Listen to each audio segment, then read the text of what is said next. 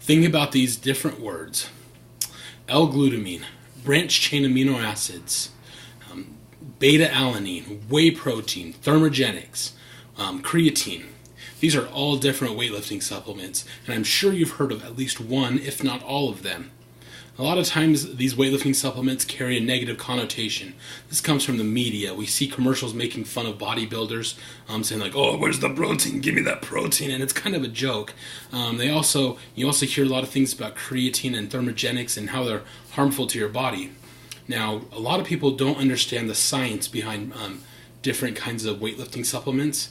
And myself, I got into intense weightlifting about 3 years ago, and I started researching different supplements that I would hear about, and I've taken them, and I know what works for my body and what the way they affect my body, and so I know a little bit about supplements, and I just want to share with you today, giving you more knowledge and the science and the facts behind these, coming from the mouths of professionals, and it will help you have a more educated opinion about these supplements. Now, I'm going to start with I'm going to go through and start with pre-workout supplements you take before your workout.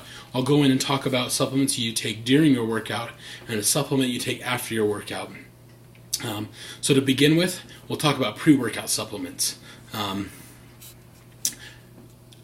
Chris Gethin, who is the editor-in-chief of bodybuilding.com, he is very knowledgeable about weightlifting and supplementation. He has an article titled "Are Bodybuilding Supplements Necessary?" And in it he talks about a pre-workout. He says what you want from a good pre-workout product is a more intense and focused training session with increased blood flow for a better neurological response.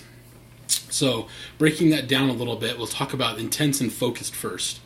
So a supplement that is used by most of the world without even knowing it as being a supplement is caffeine. It's in soda pop, it's in energy drinks, it's in coffee, it's in chocolate.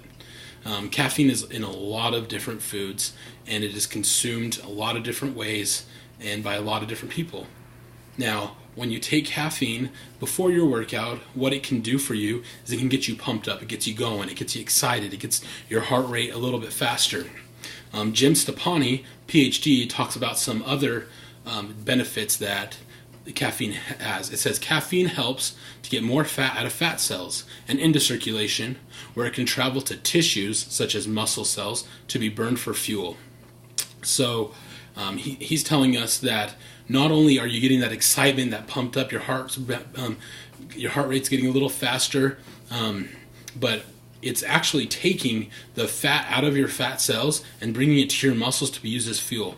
No matter what we're doing, if we're doing any physical exertion, we're using energy in different forms, maybe carbohydrates, sugars, fats, different sources of fuel. And caffeine is helping you lose weight and shed fat by getting those fat out of those fat cells and into your muscles. Now, moving on, we have branched chain amino acids.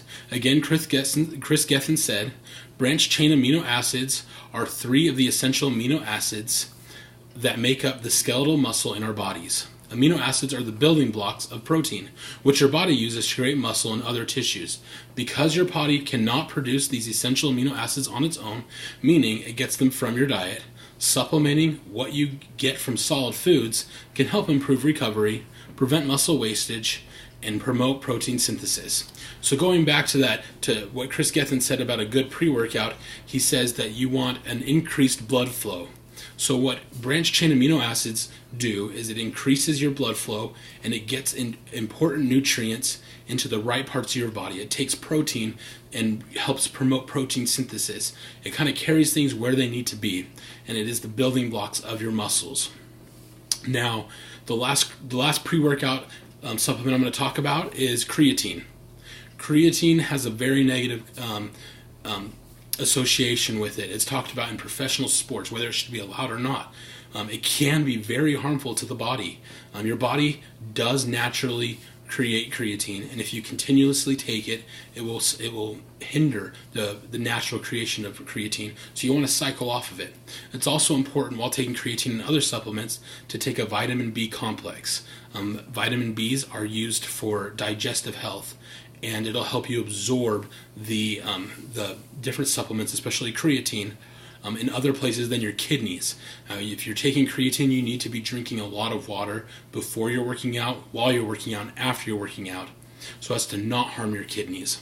Creatine has some very, very big benefits, though, in working out. It says that it's formed when protein breaks down and is stored in muscle and is used by energy production and transport system as phosphocreatine.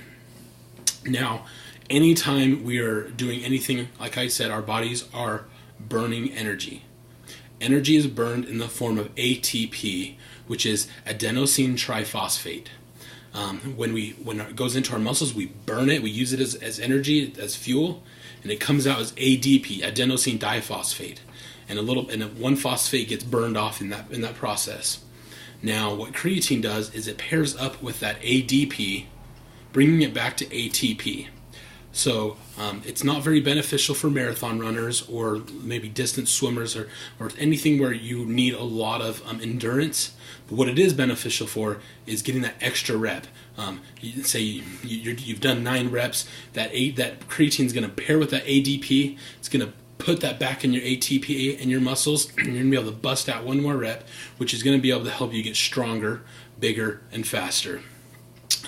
So creatine is very can be very, very effective when taken in the right way to your workouts.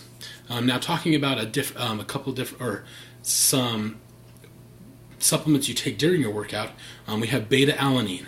Jim Stoppani says this amino acid can significantly boost the muscle building effects of creatine.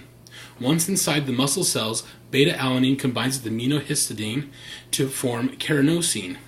So basically what beta-alanine is it's like the taxi that carries supplements like creatine to other places. So your creatine's in your body, it pairs up with the beta-alanine, gets taken over to the ADP, it jumps on board, and it gets back to your muscles in the form of ATP.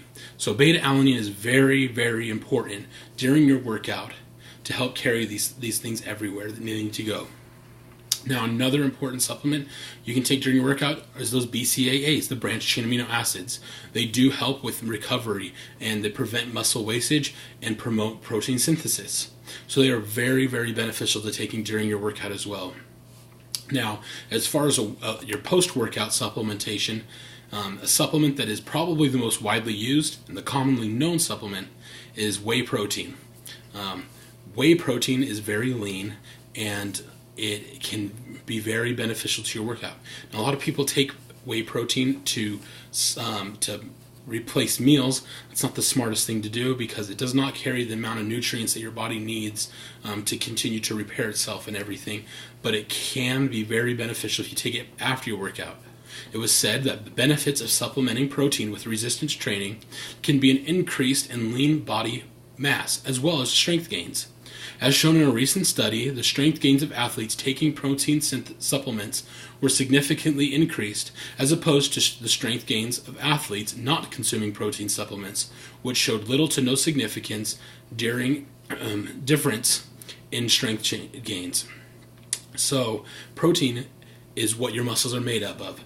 So if you're not getting it from different sources like different meats and eggs and different places, it's very beneficial to supplement your workouts with after your workouts with protein supplements.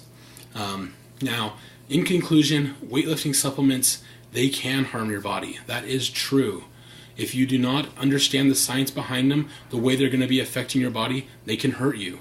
I suggest that if you are considering using any weightlifting supplement, to consult your doctor or a professional first to see if it's something that will be beneficial to you and your goals, as well as not harm your body with any existing medical conditions you may have.